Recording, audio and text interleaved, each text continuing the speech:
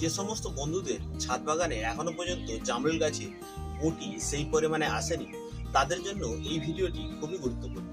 প্রথমত বলি, জামরুল গাছের কিন্তু এই সিজনে বা এর পরের সিজনেও প্রচুর পরিমাণে একটি রোগ আসতে পারে।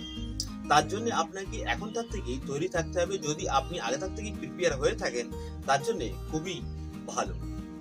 তবে যে রোগটি এই সময়ে বা এর পরের সময়ে খুবই পরিমাণে দেখা যাবে, সেটি হলো সাদামাছি। সাদামাছির আক্রমণ সম্পর্কে আমরা অনেকেই জেনেছি, তবে এখন বা এর পরের সময়ে যদি সাদামাছির আক্রমণ হয়, সেটি কিন্তু গাছের জন্য বা গাছের ফলের জন্য খুবই ক্ষতিকারক।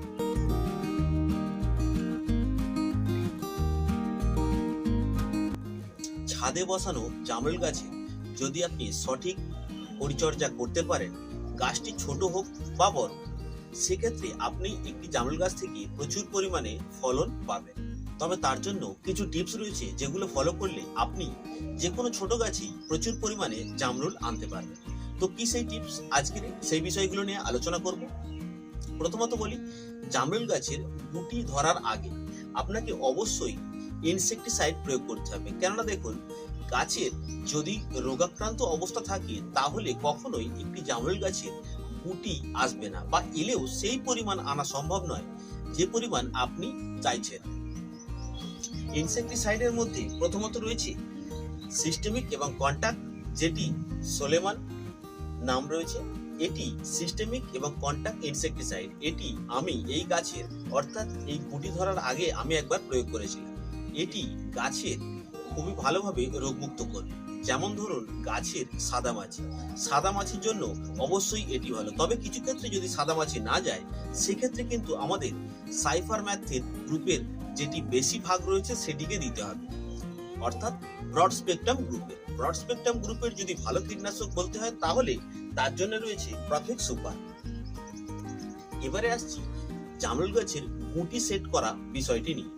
আপনি হয়তো ভাবছেন জামরুল গাছের গুটি খুবই কম পরিমাণে আসছে, সেক্ষেত্রে কিন্তু আপনাকে প্রয়োগ করতে হবে গাছে অ্যামিনো অ্যাসিড এমন কিছু কিছু গ্রুপের রয়েছে যেগুলো গাছে খুবই ভালো মাত্রায় কাজ করে। আমার এই গাছের ক্ষেত্রে যেটি খুবই ভালো কাজ করেছে, এটি আমি দুবার অলরেডি দিয়েছিলাম গাছের এই গুটি ধরার আগে, এবং পরপর আমি রেজাল্ট পেয়েছি।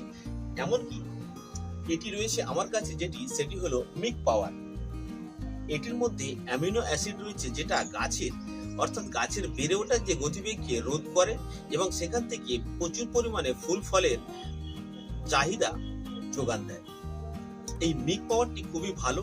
এটি কিন্তু আমি ব্যবহারের পরেই আপনাদের সাজেস্ট করছি। আপনারা যে সমস্ত গাছগুলিতে চাইছেন প্রচুর পরিমাণে ফলন নিতে, সেই গাছের গুটি ধরার আগেই আপনি এই মিক পাওয়ারটি ইউজ করতে পারেন। আমি এটি 10 দিন অন্তর দুবার গাছে প্রয়োগ করেছিলাম, গাছের এই গুটি ধরার আগে।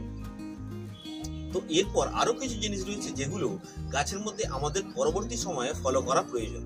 কেননা অনেক সময় দেখা যায় গাছের গুটি ধরা সত্ত্বেও প্রচুর পরিমাণে গুটি নষ্ট হয়ে যায়। তার জন্য রয়েছে, এই গুটি ধরার পর অবশ্যই আপনাকে একটা সময় আসবে গাছের খাদ্য হিসেবে, অর্থাৎ গাছের প্রোটিন হিসাবে আপনাকে দিতে হবে মিরাকুলান, এবং তার পাশাপাশি আরো একটা জিনিস আপনাদের দিতে হবে, সেটা হচ্ছে মোবোমিন। এটিও কিন্তু খুবই ভালো। এই মোবোমিন এবং মিরাকুলান এই দুটি কিন্তু পরপর, অর্থাৎ 10 দিন অন্তর আপনাদের দিতে হবে গাছটিতে, যখন পুরোপুরিভাবে ফল সেট হয়ে যাওয়ার স্টেজে চলে যাবে, অর্থাৎ ফুল ফোটার ঠিক পরেই কিন্তু এই মোবোমিন এবং মিরাকুলান এই দুটি কিন্তু 10 দিন অন্তর আপনাকে দিতে হবে। অনেকেরই ছাদ বাগানে এখনো পর্যন্ত গুটি সেই পরিমাণে আসেনি, অনেকেরই গাছে এখনো পর্যন্ত আস্তে আস্তে নতুন কচি পাতা বার হচ্ছে। তাদেরকে বলবো, অবশ্যই যেটি আপনি ইনসেক্টিসাইড প্রয়োগ করার পাশাপাশি কিন্তু এই মিক পাওয়ার অর্থাৎ অ্যামিনো অ্যাসিড রয়েছে এমন গ্রুপের আপনারা ইউজ করুন। কেননা এই অ্যামিনো অ্যাসিড প্রচুর পরিমাণে গাছকে বেড়ে ওঠার কাছাকাছি আপনাকে কিন্তু ফল দেওয়ারও উপযুক্ত করে তুলবে।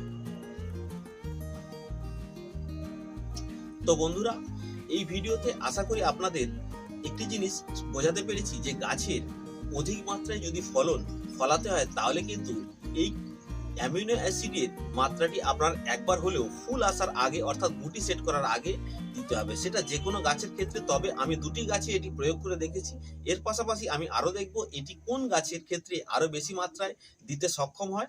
তো বন্ধুরা, পাশে থাকবেন। ভিডিওটি যদি ভালো লাগে তো অবশ্যই একটি লাইক করবেন।